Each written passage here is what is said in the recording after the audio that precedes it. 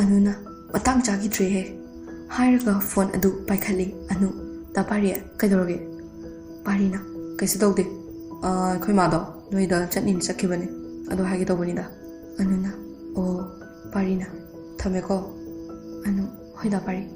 ꯍꯥꯏꯔꯒ ꯐꯣꯟ ꯑꯗꯨ ꯀꯛꯈ꯭ꯔꯦ ꯂꯥꯏꯖꯅ ꯀꯅꯥꯅꯣ ꯑꯅꯨꯅ ꯑꯩꯈꯣꯏ ꯏꯃꯥꯕꯣꯛꯀꯤ ꯃꯆꯥꯅꯨꯄꯥꯗꯣ ꯑꯗꯨꯗꯨꯅꯦ ꯗꯥ ꯄꯥꯔꯤꯗꯣ ꯈꯪꯗ꯭ꯔꯕꯣ ꯂꯥꯏꯖꯅ ꯑꯣ ꯃꯁꯛ ꯌꯥꯝ ꯐꯖꯕꯗꯣ ꯅꯠꯇ꯭ꯔꯣ ꯑꯅꯨꯅ ꯃꯥꯅꯦ ꯅꯍꯥꯟꯗꯣ ꯗꯥ ꯄꯥꯔꯤꯗ ꯑꯩꯅ ꯃꯣꯃꯣ ꯆꯥꯅꯤꯡꯉꯦꯅ ꯍꯥꯏꯕꯗꯨꯗꯅꯦ ꯃꯣꯃꯣ ꯆꯥꯕ ꯆꯠꯂꯨꯕꯅꯦ ꯍꯥꯏꯔꯒ ꯅꯨꯃꯤꯠ ꯑꯗꯨꯗ ꯃꯥꯅ ꯄꯨꯟꯁꯤꯕꯗ ꯁꯥꯎꯈꯤꯕꯁꯤꯡ ꯑꯗꯨ ꯂꯥꯏꯖꯗ ꯂꯣꯏꯅ ꯍꯥꯏꯔꯛꯂꯝꯃꯤ ꯂꯥꯏꯖꯅ ꯐꯔꯦꯁꯦ ꯃꯥꯁꯨ ꯈꯪꯗꯕꯒꯤ ꯑꯣꯏꯔꯝꯒꯅꯤꯕ ꯑꯗꯣ ꯅꯣꯏ ꯑꯃꯨꯛꯇ ꯎꯅꯔꯒꯅꯦ ꯑꯝꯇ ꯆꯟꯊꯣꯛꯅꯧꯕ ꯑꯗꯨ ꯅꯠꯇ꯭ꯔꯒꯗꯤ ꯂꯥꯟ ꯑꯗꯨꯝ ꯎꯅꯈ꯭ꯔꯅꯦꯕ ꯑꯗꯨꯝ ꯀꯞꯄꯒ ꯂꯥꯏꯖ ꯃꯥꯒ ꯀꯌꯥꯔꯛ ꯍꯟꯅ ꯄꯥꯎ ꯐꯥꯎꯅꯗ꯭ꯔꯁꯨ ꯃꯥ ꯃꯊꯧ ꯆꯤꯟꯕꯒꯤꯅꯦ ꯍꯥꯏꯕ ꯑꯩ ꯈꯪꯉꯦ ꯑꯩꯁꯨ ꯑꯇꯣꯞꯄ ꯈꯪꯅꯒꯦ ꯍꯥꯏꯕꯒꯤ ꯋꯥꯈꯜ ꯂꯩꯇꯦ ꯑꯩ ꯑꯉꯥꯡꯅꯤ ꯑꯉꯥꯡ ꯑꯣꯏꯔꯕꯁꯨ ꯑꯩ ꯋꯥꯈꯜ ꯇꯥꯏꯌꯦ ꯃꯥꯅ ꯇꯧꯔꯤꯕꯗꯣ ꯑꯩ ꯅꯨꯡꯁꯤꯕꯒꯤꯅꯦ ꯍꯥꯏꯕ ꯑꯩ ꯈꯪꯉꯦ ꯑꯗꯨꯕꯨ ꯗꯥ ꯄꯥꯔꯤꯒꯤ ꯃꯥꯡꯗ ꯑꯩ ꯌꯥꯝ ꯏꯀꯥꯏꯌꯦ ꯂꯥꯏꯖꯅ ꯑꯅꯣ ꯁꯦ ꯍꯦꯟꯖꯤꯟꯅ ꯈꯜꯂꯨꯅꯨꯕ ꯅꯣꯏꯕꯥꯅꯤ ꯑꯝꯇꯪ ꯆꯪꯊꯣꯛꯅꯍꯧꯕ ꯍꯟꯗꯛ ꯂꯥꯛꯏꯕ ꯁꯟꯗꯦꯁꯤꯅꯅꯦ ꯑꯩꯈꯣꯏ ꯄꯨꯂꯞ ꯊꯦꯡꯅꯔꯁꯦꯕ ꯀꯪꯂꯥ ꯄꯥꯠꯇ ꯅꯨꯃꯤꯠ ꯑꯗꯨꯃ ꯍꯧꯈ꯭ꯔꯦ ꯃꯣꯏꯅ ꯍꯥꯏꯅꯕ ꯁꯟꯗꯦꯒꯤ ꯅꯨꯃꯤꯠ ꯑꯗꯨꯅꯤ ꯄꯨꯟꯁꯤꯕ ꯑꯅꯨ ꯋꯥ ꯑꯃꯇ ꯉꯥꯡꯅꯗꯦ ꯇꯨꯃꯤꯟꯅ ꯑꯗꯨꯃꯛ ꯐꯝꯗꯨꯅ ꯂꯩ ꯑꯅꯨꯅ ꯑꯩꯅ ꯁꯣꯏꯈꯤꯕꯗꯨꯒꯤ ꯑꯩꯕꯨ ꯑꯗꯨꯝ ꯂꯥꯟꯅ ꯎꯔꯤꯕ꯭ꯔꯥ ꯑꯩ ꯁꯣꯏꯈ꯭ꯔꯦ ꯍꯥꯏꯔꯒ ꯃꯈꯨꯠ ꯑꯅꯤ ꯑꯗꯨ ꯂꯣꯟꯅꯗꯨꯅ ꯍꯥꯏꯖꯔꯛꯏ ꯄꯨꯟꯁꯤꯕꯅ ꯑꯅꯨ ꯁꯦ ꯑꯗꯨꯃꯥꯏꯅ ꯇꯧꯒꯅꯨ ꯑꯩꯅ ꯅꯪꯕꯨ ꯅꯨꯡꯁꯤꯕ ꯍꯦꯟꯃꯟꯈꯤꯕꯅ ꯇꯧꯈꯤꯕꯅꯦ ꯅꯪ ꯂꯥꯜꯂꯤꯌꯦ ꯂꯥꯜꯂꯤꯕꯁꯦ ꯑꯩꯅꯦ ꯑꯅꯨꯅ ꯁꯥꯎꯗ꯭ꯔꯦꯅ ꯑꯝꯇ ꯍꯥꯏꯔꯛꯑꯣ ꯄꯨꯟꯁꯤꯕ ꯅꯣꯛꯐꯦꯠ ꯇꯧꯔꯒ ꯁꯥꯎꯗ꯭ꯔꯦꯕ ꯁꯨꯔꯖꯅ ꯀꯥꯔꯟ ꯐꯨꯖꯤꯜꯂꯛꯏ ꯁꯨꯔꯖꯅ ꯂꯥꯏꯖꯥ ꯌꯦꯡꯉꯣꯇꯨ ꯃꯤꯒꯤꯗꯤ ꯌꯥꯝ ꯅꯨꯡꯁꯤꯅꯩꯁꯦ ꯑꯩꯈꯣꯏꯒꯤꯁꯤꯅ ꯎꯅꯕ ꯐꯥꯎ ꯌꯥꯗꯦ ꯀꯔꯤꯒꯤꯅꯣ ꯁꯤꯕꯣ ꯂꯥꯏꯖꯅ ꯑꯗꯨꯕꯨꯔꯣ ꯅꯪꯅ ꯍꯨꯏ ꯑꯩꯅ ꯍꯧꯗꯣꯡ ꯑꯗꯨꯒꯤꯅꯦ ꯁꯨꯔꯖꯅ ꯍꯦꯃꯟꯗ꯭ꯔꯣ ꯂꯥꯏꯖꯅ ꯍꯦꯃꯟꯕ ꯅꯠꯇꯦ ꯋꯥꯠꯂꯤꯕꯅꯦ ꯁꯤꯐꯥꯎ ꯃꯇꯝꯗꯤ ꯑꯁꯨꯝ ꯍꯧꯈꯤ 12ꯀꯤ ꯑꯦꯛꯖꯥꯝ ꯃꯌꯥꯅꯤ ꯑꯅꯨ ꯂꯥꯏꯔꯤꯛ ꯄꯥꯔꯤ ꯃꯃꯥ ꯂꯦꯝꯕꯤꯅ ꯍꯥꯏꯔꯛꯏ ꯂꯦꯝꯕꯤꯅ ꯏꯕꯦꯝꯃ ꯅꯣꯏꯒꯤ ꯑꯦꯛꯖꯥꯝꯁꯤꯕꯨ ꯊꯥꯕ ꯌꯥꯒꯗꯧꯔꯤꯕ꯭ꯔꯣ ꯇꯧꯔꯤꯁꯤꯕꯣ ꯑꯅꯨꯅ ꯌꯥꯅꯤꯗ ꯏꯃꯥ ꯂꯦꯝꯕꯤꯅ ꯂꯥꯏꯅꯥꯁꯤꯁꯨ ꯃꯃꯥꯡ ꯆꯍꯤꯗꯒꯤ ꯍꯟꯗꯛ ꯆꯍꯤꯁꯤꯅ ꯍꯦꯟꯅ ꯍꯦꯟꯒꯠꯂꯛꯏ ꯇꯧꯔꯤꯁꯦ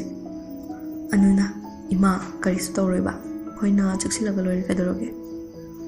ꯂꯦꯝꯕꯤꯅ ꯍꯣꯏꯗ ꯇꯨꯝꯅꯕ ꯇꯧꯔꯣ ꯇꯨꯝꯕ ꯃꯇꯝ ꯅꯥꯏꯗꯕꯁꯦ ꯃꯁꯥ ꯌꯥꯝ ꯁꯣꯛꯄꯅꯤꯀꯣ ꯑꯅꯨꯅ ꯍꯣꯏ ꯏꯃꯥ ꯂꯦꯝꯕꯤꯅ ꯏꯃꯥ ꯊꯣꯛꯑꯒꯦꯀꯣ ꯒꯨꯗ ꯅꯥꯏꯠ ꯃꯆꯥ ꯊꯣꯏꯕꯤ ꯑꯅꯨꯅ ꯍꯣꯏ ꯃꯃꯥ ꯂꯚ ꯌꯨ ꯒꯨꯗ ꯅꯥꯏꯠ ꯃꯃꯥ ꯂꯦꯝꯕꯤ ꯊꯣꯛꯈꯤꯕꯒ ꯑꯅꯨ ꯄꯨꯟꯁꯤꯕꯗ ꯀꯣꯜ ꯇꯧꯖꯩ ꯀꯣꯜ ꯑꯗꯨ ꯀꯛꯊꯠꯂꯛꯏ ꯑꯅꯨꯅ ꯑꯃꯨꯛꯀꯁꯨ ꯀꯣꯜ ꯇꯧꯏ ꯇꯧꯕꯒ ꯃꯦꯁꯦꯖ ꯑꯃ ꯂꯥꯛꯏ ꯄꯨꯟꯁꯤꯕꯅ ꯑꯩ ꯐꯣꯟ ꯄꯥꯏꯕ ꯌꯥꯗ꯭ꯔꯤꯌꯦ ꯊꯕꯛ ꯑꯃ ꯀꯟꯅ ꯇꯧꯔꯤꯌꯦ ꯌꯨꯝꯗꯁꯨ ꯍꯟꯗ꯭ꯔꯤ ꯑꯣꯐꯤꯁꯇ ꯂꯩꯌꯦ ꯑꯅꯨ ꯃꯦꯁꯦꯖ ꯑꯗꯨ ꯌꯦꯡꯂꯝꯂꯒ ꯇꯨꯝꯈ꯭ꯔꯦ ꯅꯨꯃꯤꯠꯇꯤ ꯑꯁꯨꯝ ꯍꯧꯈꯤ COVID-19ꯁꯨ ꯍꯦꯟꯅ ꯀꯟꯁꯤꯜꯂꯛꯏ ꯄꯨꯟꯁꯤꯕ ꯊꯕꯛ ꯁꯨꯇꯤ ꯂꯧꯕ ꯌꯥꯔꯝꯗꯦ ꯑꯅꯨꯒ ꯅꯣꯡꯃꯇ ꯋꯥꯔꯤ ꯁꯥꯟꯅꯕ ꯐꯥꯎ ꯁꯪꯂꯝꯗꯦ ꯅꯣꯡꯃ ꯃꯌꯨꯝꯗ ꯆꯠꯂꯨꯒꯦ ꯍꯥꯏꯗꯨꯅ ꯄꯨꯟꯁꯤꯕ ꯑꯅꯨ ꯍꯣꯏꯕꯨ ꯎꯅꯕ ꯂꯥꯛꯏ ꯄꯨꯟꯁꯤꯕꯅ ꯑꯅꯨ ꯇꯥꯕ꯭ꯔꯣ ꯑꯅꯨꯅ ꯇꯥꯏꯌꯦ ꯄꯨꯟꯁꯤꯕ ꯑꯩ ꯅꯣꯏ ꯊꯣꯡꯒꯥꯟꯗ ꯂꯩꯌꯦ ꯑꯝꯇ ꯊꯣꯛꯂꯛꯑꯣ ꯑꯅꯨꯅ ꯍꯣꯏ ꯍꯥꯏꯔꯒ ꯊꯣꯛꯂꯛꯏ ꯄꯨꯟꯁꯤꯕꯅ ꯄꯨꯟꯁꯤꯕ ꯍꯦꯄꯤ ꯕꯔꯊꯗꯦ ꯃꯥꯏ ꯂꯚꯂꯤ ꯑꯅꯨ ꯉꯛꯅ ꯄꯨꯟꯁꯤꯕꯅ ꯌꯦꯡꯂꯒ ꯑꯌꯥ ꯑꯗꯥ ꯍꯥꯏꯔꯒ ꯄꯨꯟꯁꯤꯕꯕꯨ ꯀꯣꯜꯂꯤ ꯃꯃꯤꯠꯇꯒꯤ ꯃꯄꯤꯁꯨ ꯂꯦꯞꯄ ꯂꯩꯇꯅ ꯁꯤꯟꯊꯔꯛꯏ ꯄꯨꯟꯁꯤꯕꯅ ꯁꯦ ꯌꯥꯔꯦ ꯑꯩꯁꯨ ꯌꯨꯝꯗ ꯆꯪꯂꯨꯈꯤꯒꯦ ꯍꯥꯏꯔꯒ ꯀꯦꯛ ꯑꯗꯨ ꯄꯤꯔꯛꯏ ꯑꯅꯨ ꯊꯦꯡꯛ ꯌꯨ ꯁꯣ ꯃꯆ ꯍꯥꯏꯔꯒ ꯂꯧꯁꯤꯜꯂꯤ ꯄꯨꯟꯁꯤꯕꯅ ꯑꯗꯨꯗꯤ ꯑꯩ ꯆꯠꯂꯦꯀꯣ ꯑꯅꯨꯅ ꯄꯨꯟꯁꯤꯕ ꯃꯌꯨꯝꯗ ꯌꯧꯔꯛꯄꯗ ꯃꯃꯥ ꯃꯆꯟꯕꯨ ꯀꯧꯔꯛꯏ ꯄꯨꯟꯁꯤꯕꯅ ꯏꯃꯥ ꯏꯆꯟ ꯆꯟꯅ ꯇꯥꯃꯣ ꯄꯨꯟꯁꯤꯕ ꯏꯆꯟ ꯁꯦ ꯅꯪꯒꯤꯅꯦ ꯆꯟꯅ ꯑꯌꯥ ꯌꯥꯝ ꯐꯖꯩꯌꯦ ꯊꯦꯡꯛ ꯌꯨ ꯇꯥꯃꯣ ꯄꯨꯟꯁꯤꯕꯅ ꯈꯨꯖꯤꯟꯁꯦ ꯑꯝꯇ ꯀꯛꯄꯤꯌꯨ ꯆꯨꯔꯤꯗꯨ ꯆꯟꯅ ꯀꯛꯄꯤꯒꯦ ꯄꯨꯟꯁꯤꯕ ꯏꯃꯥꯗꯤ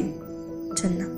ꯏꯃꯥꯗꯣ ꯑꯩꯒꯤ ꯉꯔꯥꯡ COVID ꯇꯦꯁ ꯇꯧꯕꯒꯤ ꯔꯤꯖꯜꯗꯣ ꯂꯧꯔꯤꯅ ꯆꯠꯈꯤꯕꯅꯤ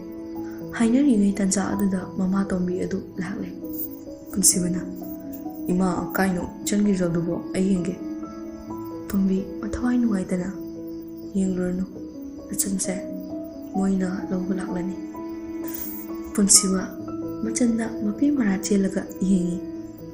ꯆꯟ ꯃꯕꯨꯡꯒꯤ ꯈꯨꯖꯤꯟ ꯀꯛꯑꯝꯕꯗꯨ ꯐꯠ ꯊꯥꯗꯣꯛꯏ ꯆꯟꯅ꯫ ꯇꯥꯃꯣ ꯈꯨꯖꯤꯟꯁꯦ ꯍꯥꯝꯗꯣꯛꯎꯔꯣ ꯁꯦꯡꯅ꯫ ꯄꯨꯟꯁꯤꯕ ꯃꯆꯟꯗ ꯅꯨꯡꯁꯤꯅ ꯌꯦꯡꯉꯤ꯫